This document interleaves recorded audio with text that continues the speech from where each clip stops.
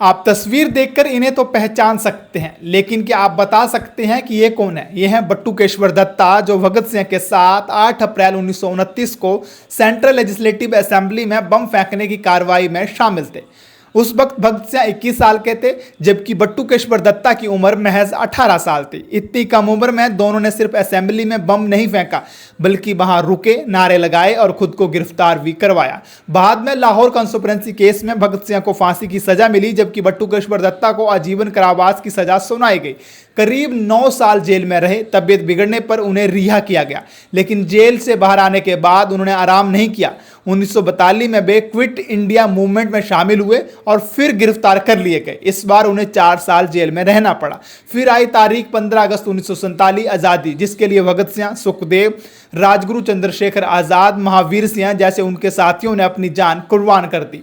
देश आज़ाद हुआ। सितंबर में बटुकेश्वर दत्ता ने शादी की और पटना में बस गए। लेकिन जिस इंसान ने देश के लिए अपनी जवानी, पूरी जिंदगी दे दी, आज़ाद भारत में उसके पास अपना परिवार चलाने तक का कोई सहारा नहीं था। कभी सिगरेट कंपनी के एजेंट बने, कभी बिस्किट और डबल रोटी बेची, कभी टूरिस्ट गाइड का काम किया और कभी बस परमिट के लिए सरकारी दफ्तरों के चक्कर लगाए। यहां तक कि एक बार पटना के कमिश्नर ने उनसे उनके क्रांतिकारी होने का सबूत मांग लिया। सोचिए, जिस आदमी ने सिर्फ 18 साल की उम्र में भगत सिंह के साथ असेंबली में बम फेंकने के बाद खुद को गिरफ्तार करवाया था, उसी आज़ाद भारत में पूछा गया, क्या सबूत है कि आप क्रांतिकारी हैं? आखिरकार उनकी पत्नी अंजलि जी स्कूल टीचर बनी और उन्होंने घर संभाला। 1964 में बटुकेश्वर दत्ता को कैंसर हो गया। पटना में इलाज और हॉस्पिटल बेड पाने के लिए भी उन्हें संघर्ष करना पड़ा। बाद में उन्हें दिल्ली लाया गया और एम्स में भर्ती कराया गया। करीब 1 साल दर्द में रहने के बाद 20 जुलाई 1965 को उनका निधन हो गया। उनकी आखिरी इच्छा थी कि उनका अंतिम संस्कार हुसैनीवाला में उनके साथियों भगत सिंह, राजगुरु और सुखदेव के पास किया जाए।